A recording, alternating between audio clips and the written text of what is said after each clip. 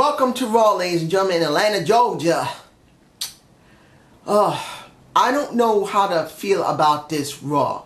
I know it's still 2 weeks away from Hell in a Cell, but I feel, and you guys can tell me below, that this Raw was not really building towards Hell in a Cell, even though 2 Hell in a Cell matches have now been considered. And I'll explain that in a minute.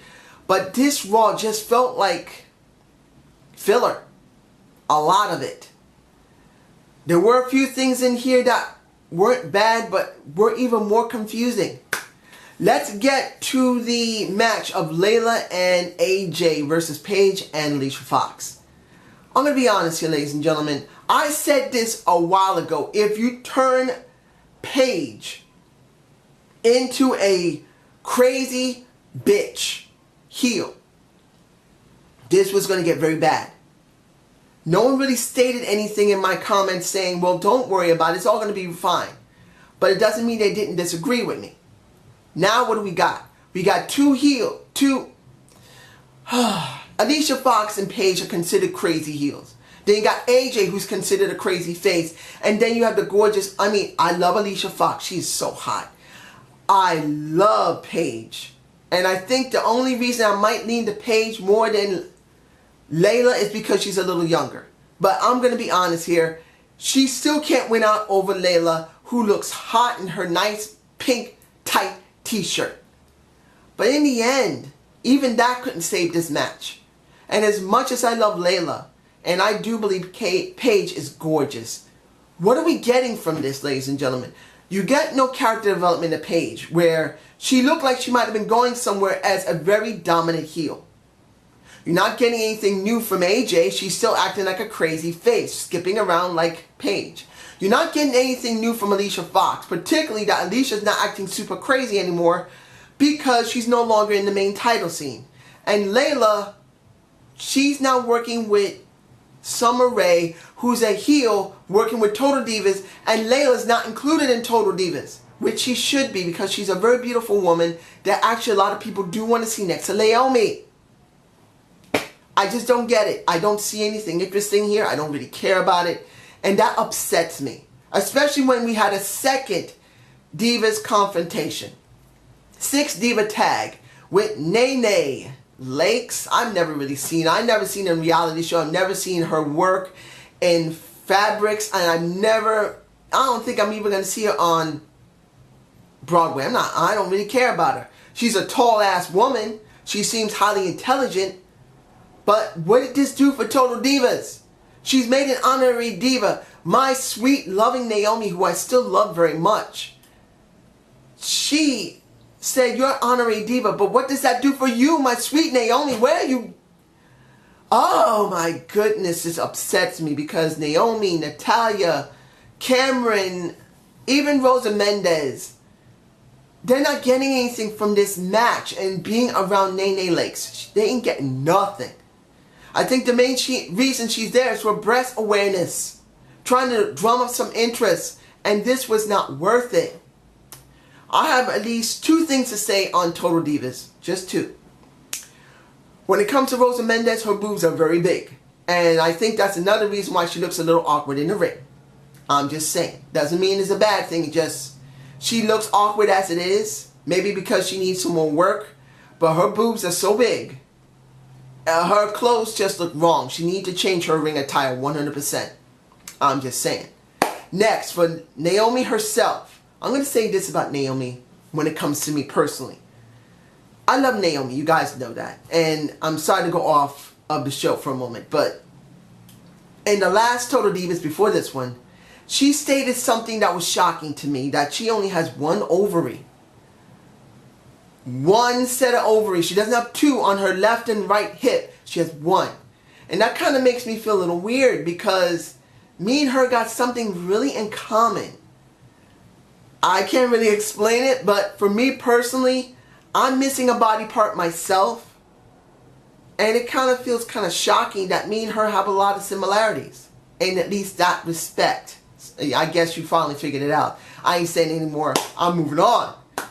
But from this point in the show, seeing these two divas things, I was not seeing anything interesting here in the show at all. I was kind of going, I'm really kind of bored. And it kind of adds on to it when it comes to,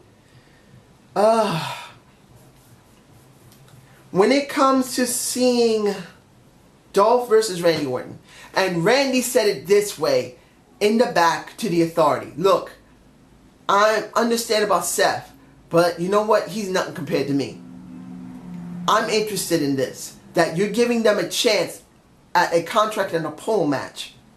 Let me have the loser at Hell in a Cell.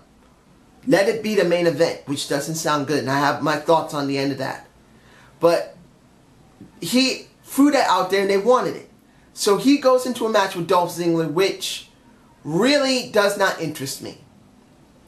I'm not against Dolph, and I'm not against 100% Randy Orton. But you know what? This is so typical from WWE. I don't see anything new.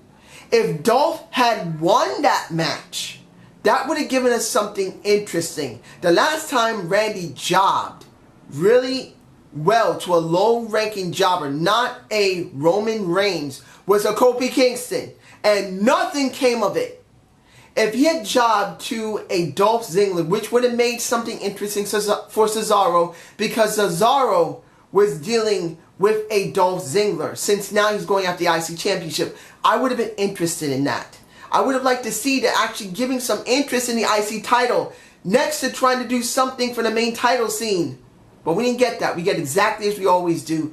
We get a Randy Orton squashing someone and a Dolph Ziggler. Don't get me wrong, it was a good match. But good matches don't mean we get great progression from two working wrestlers. And then we get the curb stomp. This frustrates me. Seeing a curb stomp from a Seth Rollins putting a Dolph Ziggler even deeper in the hole of mid-card hell. And then going to a Jack Swagger. And this is what upsets me. Why couldn't we get a promo segment from maybe a Jack dealing with a Seth Rollins with the Money in the Bank? He had it himself. Saying that I am a former world heavyweight champion. I'm not someone easy to step on.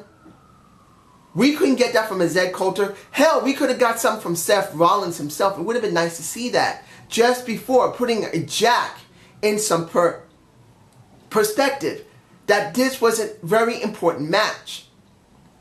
We didn't get that. We got an ordinary match from these guys, which wasn't that bad. I'll say this about a Jack Swagger. He may not be the best wrestler. He's not. But sometimes he can at least do adequate work. And here he did. He put Seth Rollins over decently well. Not great, but decently well. And in the end, Randy Orton comes in and they stare each other down. Is that great storytelling? They jump from one segment to another without really building up to it. I didn't really care that much. Was it well done in both matches? Did they tell a decent story that one is supposed to really be better than another? Yes, they did. And I'll go with that, but it doesn't mean I enjoyed it. Next, and this is something that confuses me. Big Show versus Rusev. Big Show has now been on a 2-week hiatus because he had to go through sensitivity training. I would have liked to see this build up at Hell in a Cell. This would have made some sense. If The Rock is not going to be there immediately, because it comes down to this, ladies and gentlemen, this entire thing should be Rusev dealing with The Rock. Building up to The Rock. Not this. This confused the fuck out of me. You guys tell me below. You get a good, calm down. You get a good interview from the Big Show before the match. The match happens. Big Show and Rusev do a decent job in the ring. Eventually, a Mark Henry comes down and is rooting for his friend Big Show, saying, "Come on, get out of that damn accolade, come on!" And in the end, Mark Henry gets mad and jumps onto the ring apron. Rusev jumps off of a Big Show, knocks Mark Henry down, gets the accolade again. Big Show isn't tapping, but then Mark Henry whacks him in the face with a fucking elbow. And it's a DQ win for a Rusev Real. Rusev Matska. But what does that give us? Shouldn't it be over with? Walk away, Rusev. Walk away, Big Show and Mark Henry. If there's no type of frustration between those two, Mark Henry and Big Show, leave it. If there's no frustration between them, let them separate. No! You got Rusev dealing with a Mark Henry, punching him, and then seeming to beat him a little bit, and then you got the Big Show knocking his ass out. Is that good storytelling? No! We get no fucking build up to this. If The Rock is coming back, I could somewhat understand that they did this in the interim so there'll be some interest in this feud. But you just squashed the fucking feud in a sense. Because basically, even though Mark Henry couldn't get the job done, the Big Show knocks his ass out. Again. What does that prove? That it's Mark Henry's fault that Big Show lost. It doesn't mean Big Show beat him and honored the American people. Won $318 million. I'm about to say $100 million. I don't know why. But maybe it's because I'm frustrated with this. I don't understand. Please tell me below. I need some understanding here. But you know what? I don't need understanding with the U.S. title scene with The Miz, Miz Dower, and Sheamus. I'm actually enjoying this, seeing Miz Dower, Damien Sandow acting like The Miz. I really was not interested in the parodies that Damien Sandow was doing. I was so tired of it. But in this respect, the way they're doing it makes me believe that Damien Sandow is finally going to get a push, and maybe a face push. There's a possibility. Because during this match, he looked great. The crowd was chanting, he is better. We want Miz Dower. Everything that's being done just like Alex Riley with The Miz. Building up to Alex Riley. Building up until he turns into a fucking beast. Until he finally destroyed everyone that he gotten put in front of him, until they dropped the ball with him. But in the end, Miz wins. But I'm wondering, will someone finally say, you know what, I'm sick of this, that Miz Dower is interfering. Let us have a three-way between Miz Dower, between Sheamus, and The Miz. Whoever wins gets the title. I would like to see that eventually. I don't know if it's ever going to happen, but if they continue this progression, Damien Sandow will finally become a very interesting character, someone we want to cheer for. Now, let's see, am I forgetting anything here? It's time. If I'm forgetting anything, I'm sorry. Dean Ambrose versus John Cena. Now, the opening of the show, with them together, I gotta admit this, I'm kind of getting very tired of it. It's getting stale seeing these two open the show. I know I'm saying Damien. You see, I'm getting frustrated with this. When it comes to Dean Ambrose, I'm not bored with him. I'm very interested in him. He does a great promo. He does great work in the ring. I'm very interested in him. But we doing it over and over again in the beginning of the show is becoming stale. I'm sorry, it is. Even though it was mixed up with a Triple H and Stephanie McMahon making a bet, seeing if would they implode, if they were a tag team, or if they would work together. And Stephanie said they would work together. And what did we get? We got a triple threat at the very beginning of the show. Doesn't mean it was for the tag belts, but it was the Usos, Dust Brothers, and them. In the end, it was all about Dean Ambrose and John Cena winning. And then getting the match at the end of the night that should have been left for Hell in a Cell. Honestly, I believe this should have been left for Hell in a Cell. Seeing these two go up against each other, then go up against Seth Rollins, would have been a very compelling type of feud. It would have been great to combine two feuds to coincide with one another at Hell in a Cell. I would have been interested in it, but they decided to do it at the end of the show. It sucked. And oh, after John Cena and Dean Ambrose won their match, $1. I'll buy that for $1. Not. You know where they got that from? Trading places between Eddie Murphy and Dan Aykroyd. I got that from the basically RoboCop. The most cliched thing you can do, and it kind of didn't feel really well executed by Triple H, because he didn't even say, well, I got this for you.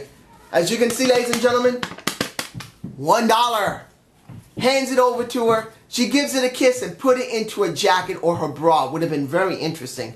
But we didn't get that either. We just get that little scene, which I feel could have been done a little better. But in the end, how was the match? With the Authority all down there, it felt really overkill.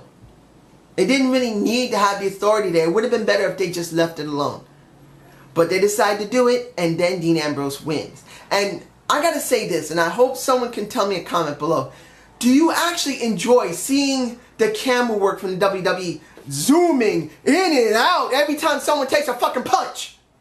I am so done with that. It's giving me a fucking headache.